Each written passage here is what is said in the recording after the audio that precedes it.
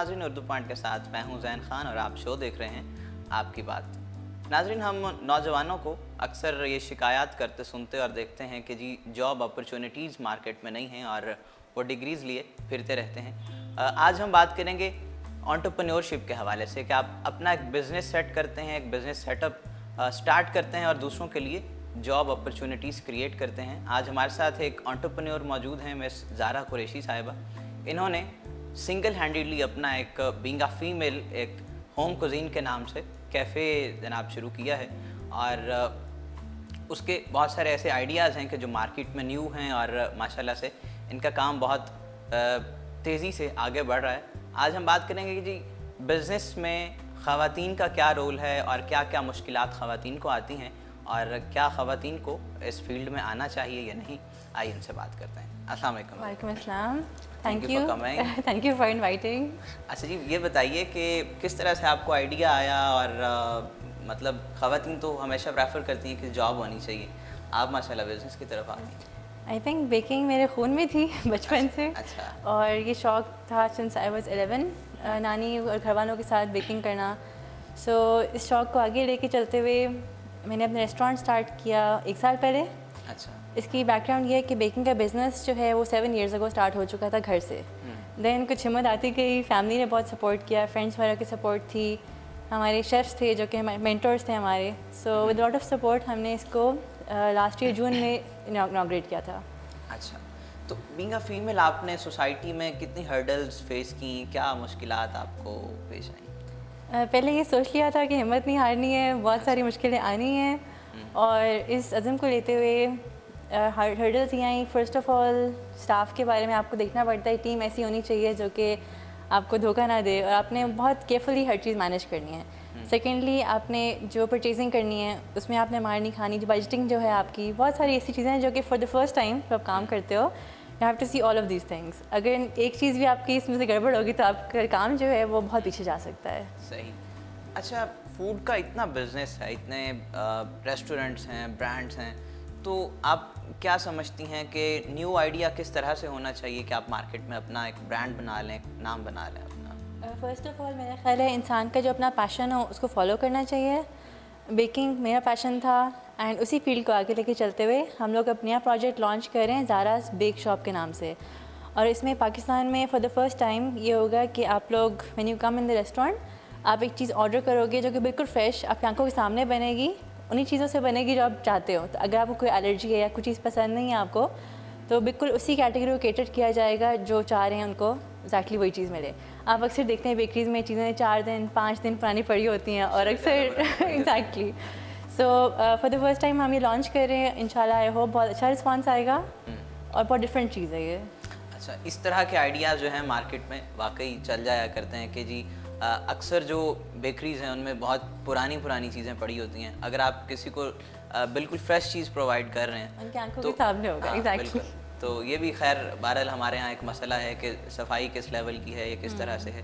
तो अभी आपको 1 साल हुआ है, क्या महसूस आप करती हैं कि बिज़नेस में ग्रो करते हुए कितना अरसा लगता है या क्या क्या चीज़ें नहीं करनी चाहिए जो आपने बीइंग अ फीमेल आपने सोसाइटी में फ़ेस की हैं और एज बिज़नेस वूमन क्या फ़ेस किया आपने? प्लान बहुत ज़रूरी है। फ़र्स्ट ऑफ़ ऑल आप एक बजट बनाते हो, अपने एक प्लान लेके चल रहे हैं कि डेली एक्टिविटीज़ ये होंगी, मेरी स्टाफ की एक्टिविटीज़ ये होनी चाहिए।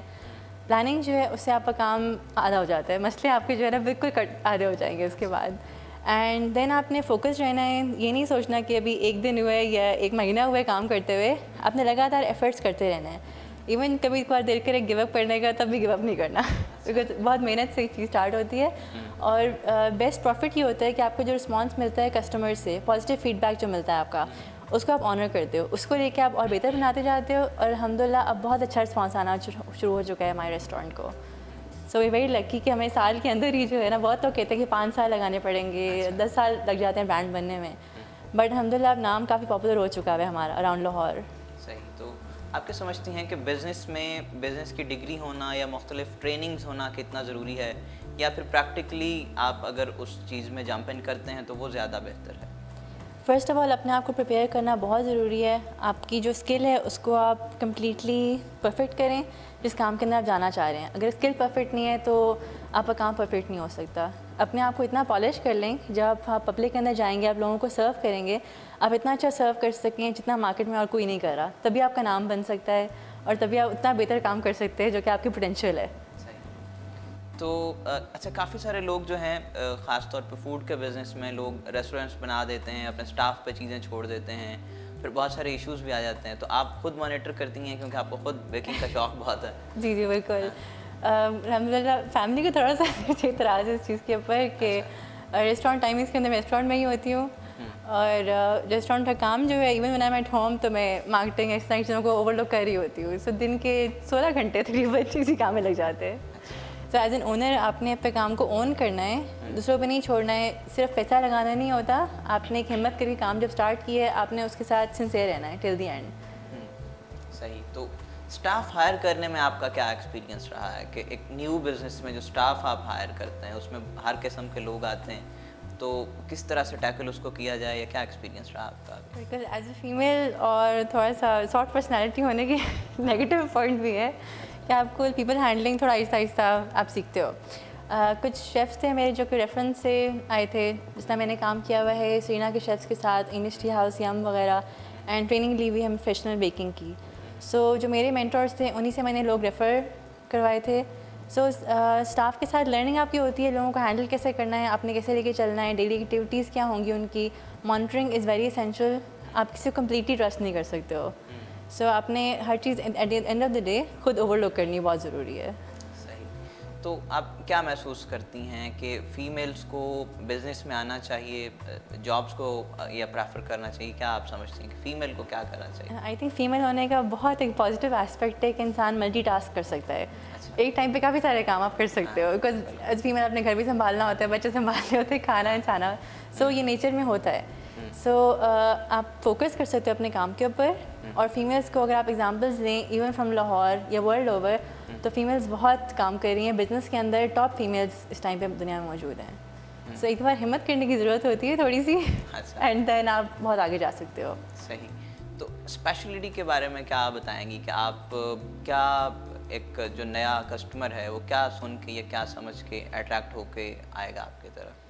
कस्टमर पहले तो ये देखेगा कि पाकिस्तान में ये चीज़ पहले मौजूद नहीं है कि उसकी आंखों के सामने जो चार है बेक्ड आइटम, बेशक शुगरी है, सॉल्टिश है या डाइट फूड है, किसी भी तरह का, उसको ग्लूटेन फ्री चाहिए, उसको कोई एलर्जी है मिल्क से, एग से, इस तरह से हमें कस्टमर्स आते हैं हमारे पास। तो बिल्कुल उनकी आंखों के सामने फ्रेश चीज़ बनेगी, वहीं पे वेट कर सकते हैं 20 to 30 मिनट्स और उनके सामने चीज़ बन के रेडी हो जाएगी। एंड इफ़ दे वांट तो किचन में आके हेल्प भी कर सकते हैं। हम लोग किचन साफ़ सुथरा रखते हैं ताकि कस्टमर वॉक इन कर सकें। अच्छा, ये बताइए कि कैसी फील है बीइंग एन एंटरप्रेन्योर कि आप एक जॉब कर नहीं रही हैं, आप बल्कि लोगों के लिए 20-25 लोगों के लिए जॉब्स क्रिएट कर रही हैं और ये माशाल्लाह सिलसिला आगे बढ़ेगा। तो ये कैसी फील है कि लोगों के लिए भी आप माशाल्लाह काम कर रहे हैं? बहुत अच्छी फीलिंग आती है अल्हम्दुलिल्लाह। ये मोटिवेशन होती है बहुत सारी और मोटिवेशंस के साथ कि इंसान अपना ड्रीम खुद आप लिव कर रहे हो। सेकंड मोटिवेशन यही होती है कि दूसरे लोग के जो घर हैं आपकी वजह से चल रहे हैं, आप उनको फाइनेंशियली सपोर्ट कर रहे हो और जिस तरह आप उनको मतलब काउंसिल कर सकते हैं वो आप कर रहे हो। So it's very good feeling अल्हम्दुलिल्लाह। कोशिश ये होती है कि जितने भी लोग काम करें हमारे साथ कुछ सीख के जाएं और उन्हें कुछ हासिल हो, सिर्फ पैसे नहीं, उसके अलावा भी इनको एक्सपीरियंस अच्छा मिले हमारे साथ काम करने का। सही। तो लॉस और प्रॉफिट बिजनेस का हिस्सा है और होता रहता है अक्सर। आपने किस तरह से इसको फेस किया, या फिर आप लॉस में जा रहे हैं, प्रॉफिट में आने पर कितना टाइम लगता है, maintenance, each and everything financially, अगर हम एक ओवरलुक लें बिजनेस की? फूड बिज़नेस के अंदर यही सुना था जब शुरू करने से पहले भी कि 6 मंथ्स तो लग जाते हैं ब्रेक इवन तक पहुंचते हुए।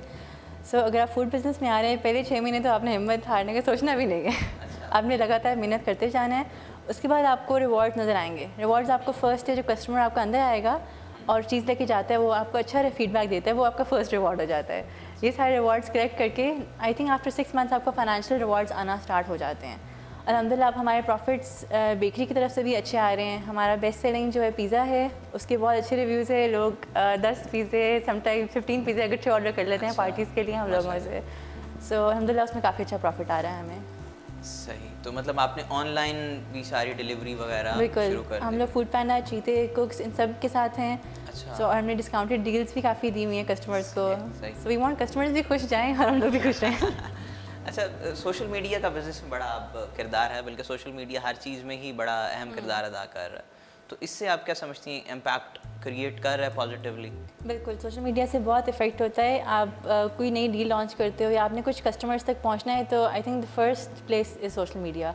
उसको अपना अच्छा हैंडल करें। जो लोग अपना बिज़नेस स्टार्ट करना चाह रहे हैं उनके लिए एडवाइस है, पहले सोशल मीडिया के बारे में देखें, क्या आप रख सकते हो, अपने प्रोडक्ट्स के शूट करवाएं, लोगों को बताएं कि आप क्या ऐसी नई चीज़ लॉन्च कर रहे हो जो कि बाकी लोग नहीं कर रहे हैं, और अपना पैशन जो है उसको लेके आगे चलते जाएं।